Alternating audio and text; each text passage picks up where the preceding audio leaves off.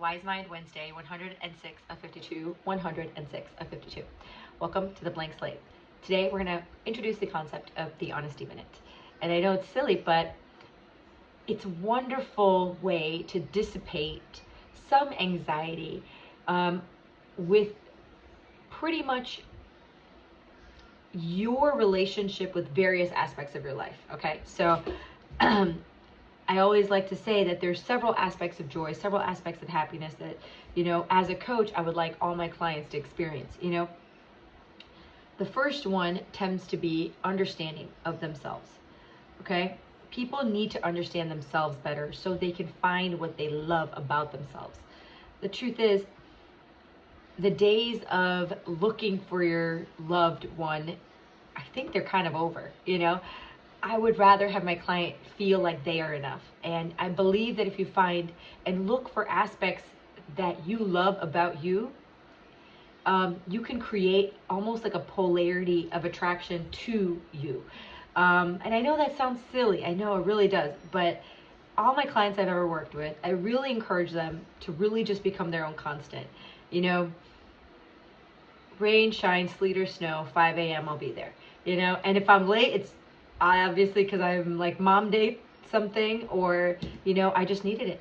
But after 2 decades of waking up before the sun, I just realized that you notice certain undulations and patterns that happen within the world.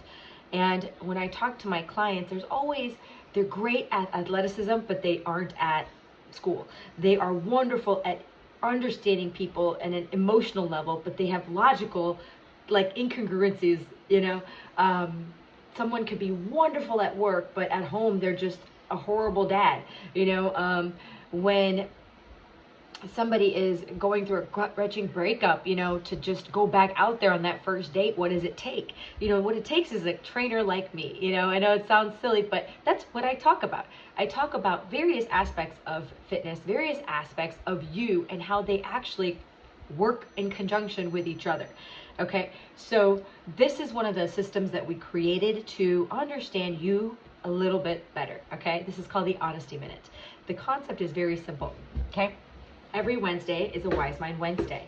Okay, and in dialectical behavior therapy, we believe that there are 3 minds. There's the wise mind that exists, in the concept that there's a whole spectrum involved. Okay, and then there's a logic mind. Okay, this is where your strategy centers are. This is where you thinkitate on solutions. This is where logic steps into play. This is where you strategize your finances. This is where you strategize your life, your insurance, your paying of bills, your organization of the week. That all lies within that logic center. What you should do, what the strategy should be to go more forward and driven, and what is it going to take to achieve something.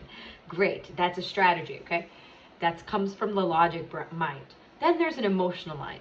In the emotional mind is where you experience love and euphoria and bliss and anger, frustration, joy, complete disheartenment, shame, vulnerability. Those are all of the emotions that ride within it. And then that wise mind is the one that reminds you that everything exists in a spectrum. So all you could do is soften the pathway for the other to change, or for the other to feel understood. And this is one really effective step. Okay, there are 52 Wednesdays in a year. Okay, so this means that if you get 26 truths to reveal, then you must also be able to have no judgment in order for the other person to reveal 26 truths. So step 1, you have to designate person A and person B. Okay, that's the rules. You have to designate person A and person B. Doesn't matter who they are, which I've kind of depicted in the short that I'll be posting. It doesn't matter. It could be Sneha and Alok. It could be Alok and Raj. It could be, Chris and homework. It could be Raj and books. It could be, current girlfriend and ex-wife. Doesn't matter. It could be something as simple as ex-father-in-law and you. It doesn't matter. We all create relationships that we do have to somehow harbor, and we do have to somehow nurture.